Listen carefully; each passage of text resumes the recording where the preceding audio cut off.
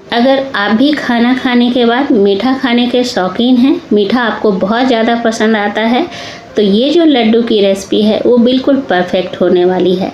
एक तो ये हेल्दी है, दूसरा बहुत ज़्यादा टेस्टी है। और इस लड्डू की खासियत ये है कि इस लड्डू को बिगिनर भी बना ले, ये इतना ज़्यादा आसान है। तो चलिए बनाना शुरू करते हैं सूजी और बेसन का बहुत ही स्वादिष्ट और टेस्टी सा लड्डू।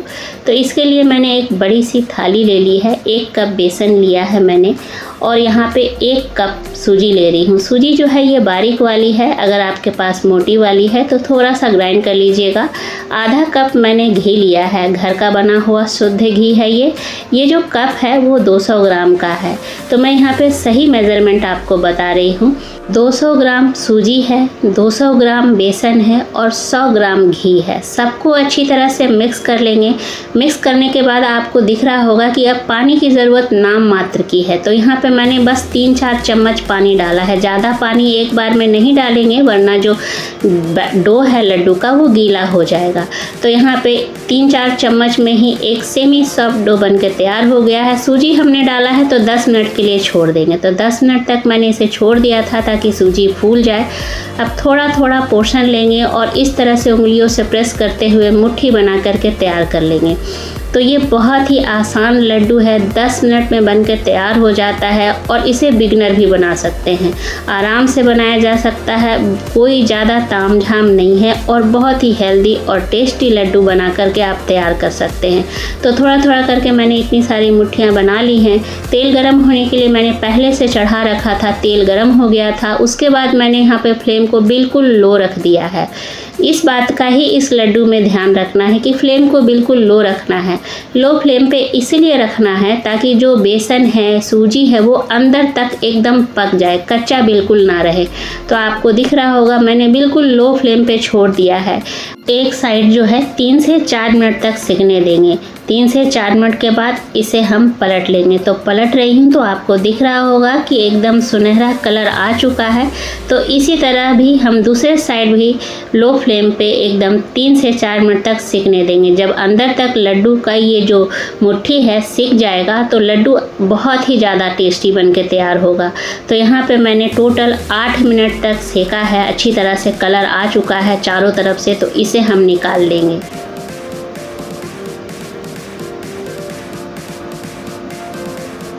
तो जो ये 2 मुट्ठी बची हुई है इसे भी हमें लो फ्लेम पे फ्राई कर लेना है।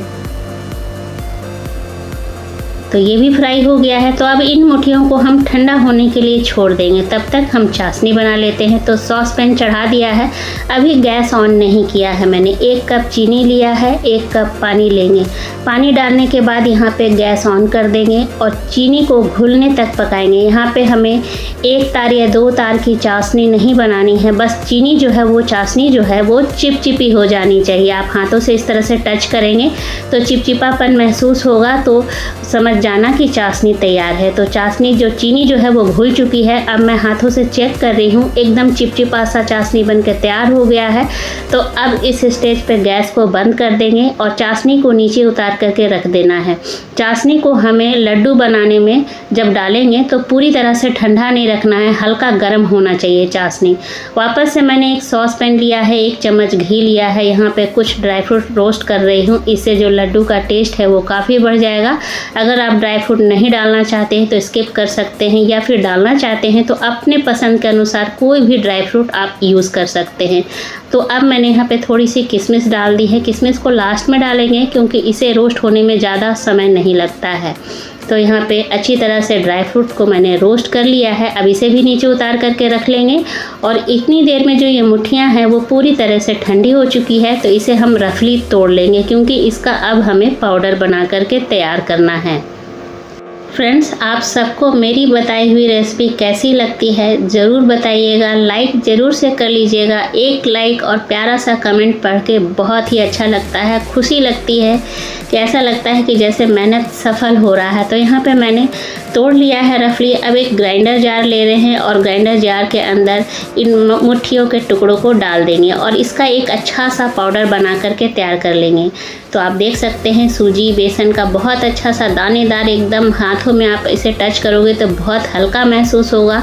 तो ये तैयार हो चुका है। तो इसे हम क्या करेंगे, बड़ी सी थाली में पलट लेंगे। अब यहाँ पे इलायची पाउडर डाल देंगे फ्लेवर के लिए और ड्राई फ्रूट जो हमने रोस्ट करके रखा था उसको डाल देंगे। अब यहाँ पे जो चाशनी है वो थोड़ी सी गर्म है, हल्की गर्म ही डालिएगा। और यहाँ पे चाशनी जो है मैंने पूरा नहीं डाला है, थोड़ा डाला है, थोड़ा थोड़ा करके डालेंगे तो थोड़ी सी चाशनी में जो है लड्डू बंध रहा है। तो गर्मा गर्म में ही इसे हम बांध लेंगे। तो है ना ये बहुत ही आसान सूजी और बेसन का लड्डू। सिंपल भी है, जितना सिंपल है उतना ही ज़्यादा ये टेस्टी है। तो एक लड्डू बनके तैयार हो चुका है। तो इसी तरह से हम बाकी लड्डुओं को भी बना लेंगे। साइज़ जो है वो आप अपने हिसाब से डिसाइड कीजिएगा कि कितना बड़ा साइज़ लड्डू का रखना है। तो मैं यहाँ पे मीडियम साइज़ के लड्डू बना रही हूँ। तो एक एक करके सारे लड्डुओं को बना लूँगी।